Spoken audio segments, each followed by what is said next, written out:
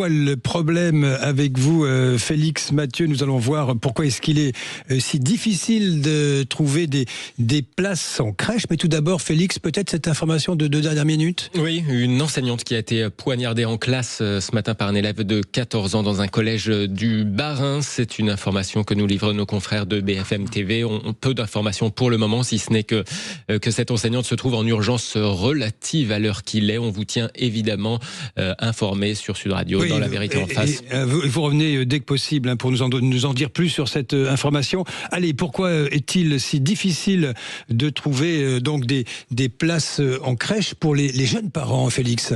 Oui, on a 50% des familles qui cherchent des places en crèche, mais seuls 19% parmi elles trouvent finalement cette place en crèche. C'est ce que nous disait un rapport de la Caisse nationale d'allocation familiale l'année dernière.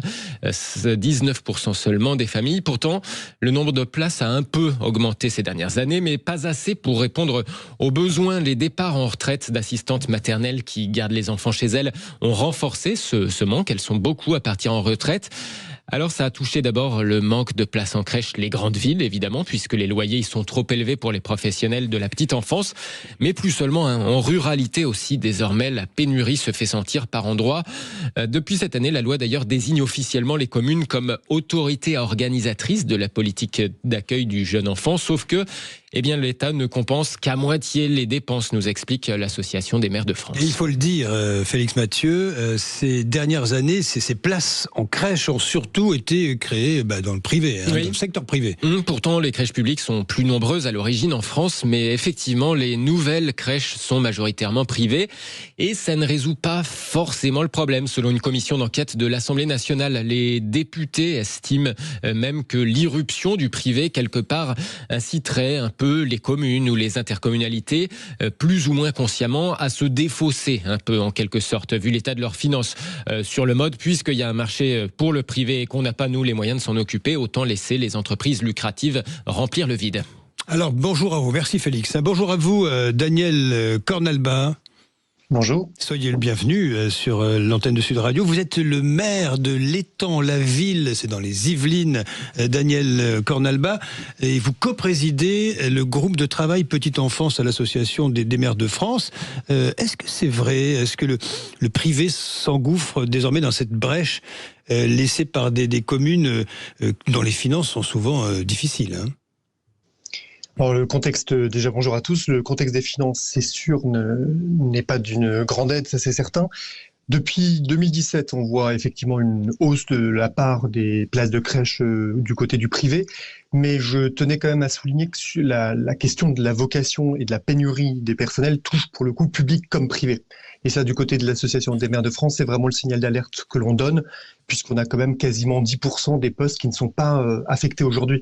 Et en fait, quand on dit 10%, ça paraît peut-être pas beaucoup, sauf que derrière, c'est plus encore de places en crèche qu'on ne peut pas attribuer pour des enfants, tout simplement.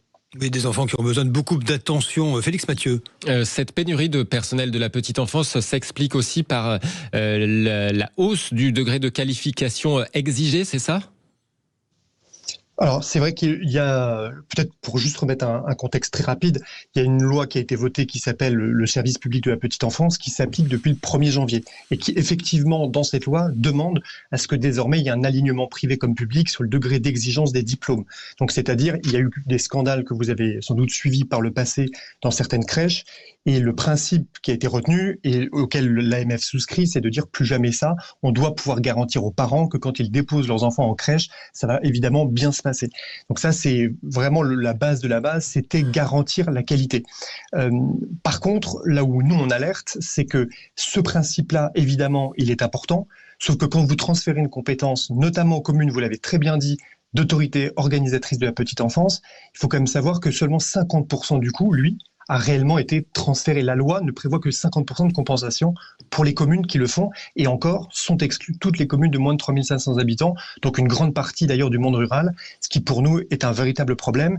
Et je termine simplement sur ce point, mais c'est-à-dire que même les communes qui sont censées être compensées à 50%, on ne connaît pas encore les modalités d'application de cela, et on n'a pas encore touché un seul euro, alors que la loi s'applique depuis maintenant 9 mois. Parce que quand on parle de transfert de compétences auparavant, c'était pas non plus l'État qui s'en occupait directement pour autant. Vous avez raison, les communes n'ont pas attendu la loi pour s'occuper de petite enfance. Dans ma commune, à l'Étang-la-Ville, par exemple, on a une crèche publique de 45 berceaux. On a aussi des crèches privées, on a des assistantes maternelles. Il y a cette diversité du réseau pour répondre à cela. Donc, on n'a pas attendu l'État. Par contre, ce qui est transféré aujourd'hui, c'est garantir la qualité. Et donc, il est demandé aux communes désormais de faire un suivi dans le public comme dans le privé de la qualité du service qui est rendu. Et derrière, ça a quand même un coût, ne serait-ce qu'en termes humains, de pouvoir assurer ce suivi-là. Donc, c'est sur ce point-là que se posait la question de la compensation, notamment pour les communes. Mais je rappelle, l'AMF avait appelé cette réforme de ses vœux parce qu'elle garantissait la qualité. Maintenant, encore et toujours, une réforme c'est bien, mais si vous n'avez pas les professionnels sur le terrain, son application est vraiment difficile.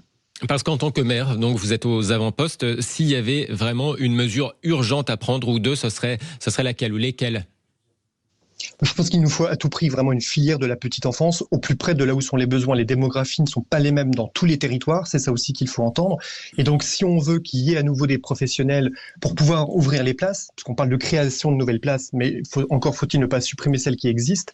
Donc nous, ce que l'on demande, c'est notamment l'argent qui n'a pas été dépensé pour les créations de nouvelles places en crèche, qu'il puisse être déployé, qu'il puisse être utilisé pour garantir, pérenniser les places qui existent. Ça, c'est déjà une mesure très concrète d'urgence. Et de façon plus long terme, en quelque sorte, c'est vraiment le développement d'une filière de la petite enfance pour des métiers qui soient attractifs, pour faire venir aussi des jeunes vers ces métiers-là et répondre aux besoins de places en crèche. Merci à vous, en tous les cas. Le message est lancé. On verra bien si vous serez entendu. Merci Daniel Cornalba, maire de l'Étang-la-Ville, je le rappelle, dans les Yvelines, je vous en prie, et coprésident du groupe de travail Petite Enfance à l'Association des maires de France. C'est un vrai sujet que vous soulevez là, comme tous les matins, mon cher Félix Mathieu. 9h26 dans un instant. Le débat de